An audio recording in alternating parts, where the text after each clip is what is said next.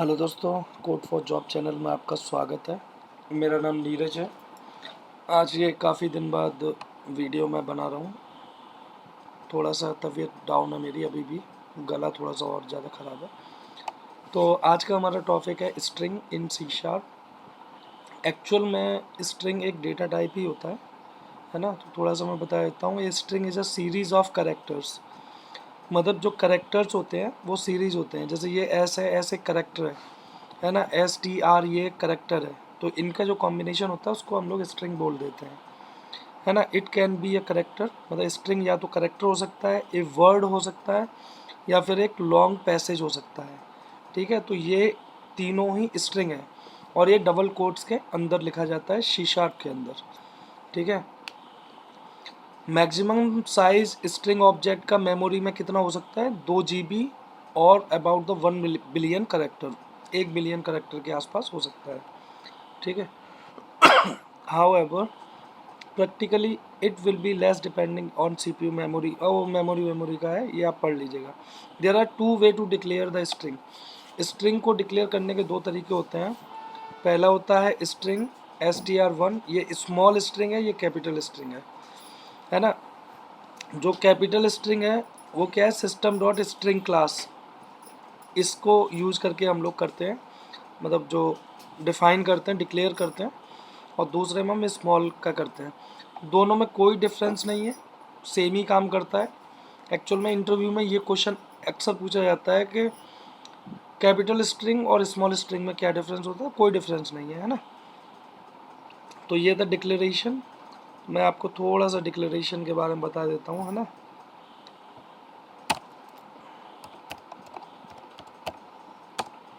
String STR equal to, मैंने small string दी हुई है ना। स्मॉल स्ट्रिंग को मैं डाल देता हूँ नीरज, और एक है string STR1 equal to same. ठीक है, दोनों का मतलब एक ही है, दोनों से स्ट्रिंग डिफाइन हो रही है। ये जो है ये एक क्लास है। इसकी गो टू डेफिनेशन करके देख लेते हैं पहुँच जाता है कि नहीं। नेविगेटिंग टू डेफिनेशन, तो ये आ गए, है ना। तो ये एक सील्ड क्लास है। शील्ड क्लास क्या होती है ये मैं आपको बाद में बताऊंगा, बट अगर हमें मूव करना हो तो डेफिनेशन में जाके, बाकी का ये जो है सिस्टम नेम स्पेस के अंदर होता है ना। तो चलते हैं नेक्स्ट, देखते हैं इसमें और क्या है।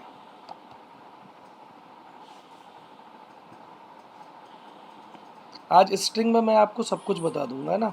एक क्वेश्चन पूछा जाता है, स्ट्रिंग जो है वैल्यू टाइप होते हैं या रेफरेंस टाइप होते हैं?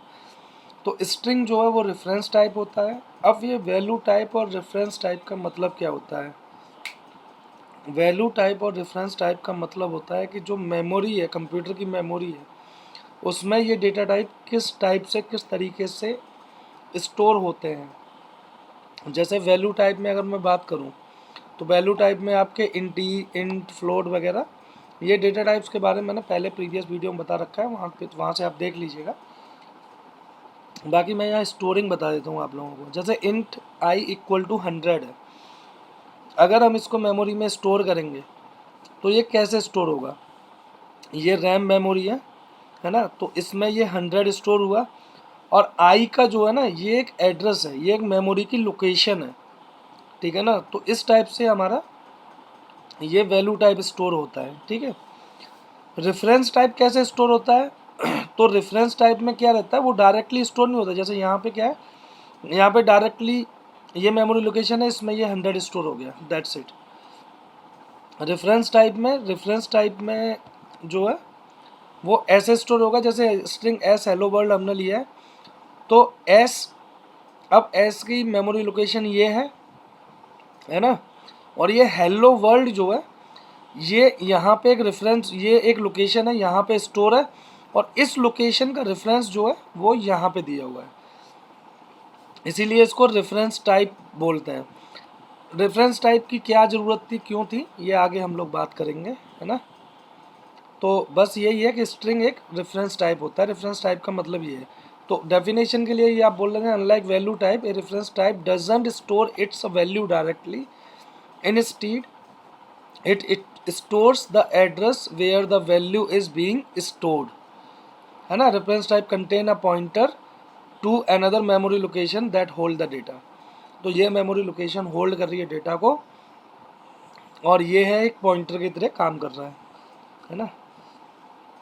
एक क्वेश्चन जो अक्सर पूछा जाता है इंटरव्यू में, स्ट्रिंग्स आर इम्यूटेबल, मतलब स्ट्रिंग म्यूटेबल होते हैं, इम्यूटेबल होते हैं। दोनों का मतलब आप समझ लीजिए। म्यूटेबल का मतलब होता है चेंज, जो चेंज हो जाए।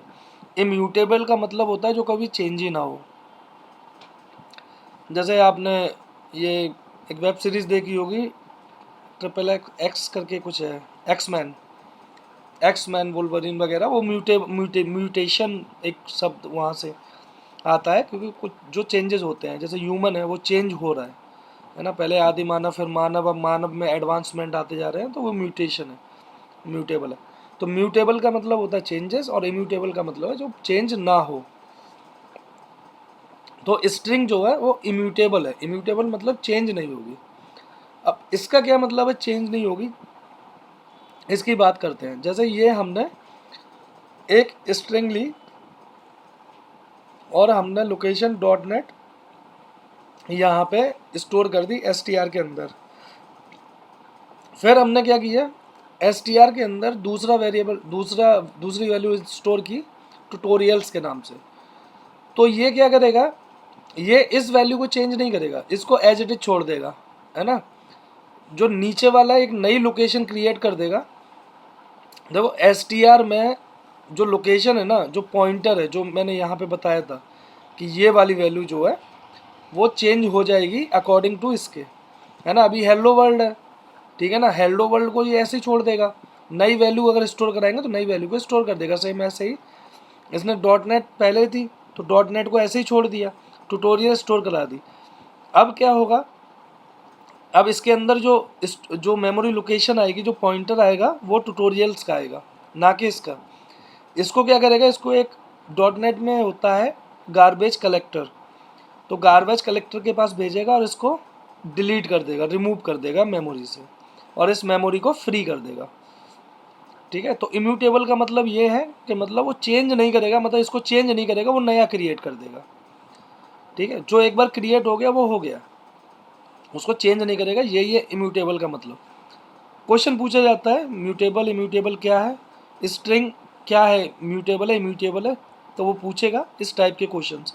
स्ट्रिंग में मतलब 2-3 क्वेश्चंस आपसे पूछे जाते हैं। एक ये है कि अगर म्यूटेबल है, इम्यूटेबल है, तो इम्यूटेबल बनाने की ज़रूरत क्यों पड़ी, मतलब ऐसा क्यों पड़ा। तो क्या हुआ, ये थ्रेड सेफ्टी के लिए बनाया गया है। थ्रेड सेफ्टी क्या होती है, देखो थ्रेड क्या होते हैं पहले ये जान लो। थ्रेड, मल्टीपल थ्रेडिंग, है ना, बहुत ये वर्ड सुने होंगे। थ्रेड होता है जैसे कि एक रिसोर्स है हमारे पास में, और उसी एक रिसोर्स को हम मल्टीपल टास्क में डिवाइड कर दें, ठीक है ना। तो अगर ये स्ट्रिंग इम्यूटेबल होती, है ना, स्ट्रिंग अगर इम्यूटेबल होती, तो जैसे ये 3 थ्रेड, मतलब 3 टास्क जो है अलग अलग इस पे काम कर रहे हैं, है ना। अगर ये इम्यूटेबल होती और मतलब म्यूटेबल होती, चेंज हो सकती, तो एक थ्रेड काम करता, वो इसको कुछ चेंजेस कर देता, तो दूसरा थ्रेड इस पे काम नहीं कर पाता, क्योंकि उसको वैल्यू चेंजेस मिलती। थर्ड थ्रेड फिर इस पे काम नहीं कर पाता, है ना। तो ये है, इसीलिए मतलब ये थ्रेड सेफ्टी के लिए ही इसको इम्यूटेबल बनाया गया है। और ये क्वेश्चन आजकल इंटरव्यू में काफ़ी पूछा जा रहा है। जब 4-5 साल पहले मैंने इंटरव्यू दिया था तब तो नहीं पूछा जाता था, लेकिन अभी पूछा जा रहा है, इसीलिए मैं सोचा आपको बता दूं। अच्छा, आज के लिए इतना ही काफ़ी है ना। कल से मैं आप लोगों को शुरू कराऊंगा ऊप्स, ऑब्जेक्ट ओरिएंटेड प्रोग्रामिंग। बहुत इम्पोर्टेंट कॉन्सेप्ट है। सबसे ज़्यादा इंटरव्यू क्वेश्चंस वहीं से पूछे जाते हैं, और वही आपका जो बेसिक है ना, एक्चुअल में प्रोग्रामिंग का बेसिक वही है। वहीं से आप लोग एक्चुअल प्रोग्रामिंग कर पाएंगे, है ना। तो अगर आप चैनल पर नए हैं तो इस चैनल को प्लीज़ सब्सक्राइब कर लीजिए, वीडियो को लाइक कर लीजिए। कोई इशू हो तो कमेंट कर दीजिए, या फिर नीचे डिस्क्रिप्शन में मेरा टेलीग्राम ग्रुप दिया हुआ है, उसको ज्वाइन कर लीजिए। वहाँ से आप पूछ सकते हैं। अगर आपको प्रोग्रामिंग करने में कोई दिक्कत आती है या आपको नई जॉब पाने में कोई दिक्कत आ रही है तो आप मुझे वहाँ पे कांटेक्ट कर सकते हैं। मैं एज ए मेंटोर आपकी हेल्प कर सकता हूँ, है ना, क्योंकि फ्रेशर्स को कोई जॉब नहीं देता, ये आप बात जान लीजिए। मतलब एक आध कंपनी होती हैं, बाकी कोई नहीं देता। ठीक है, मिलते हैं नेक्स्ट वीडियो में, तब तक के लिए have a great day. Thank you for watching.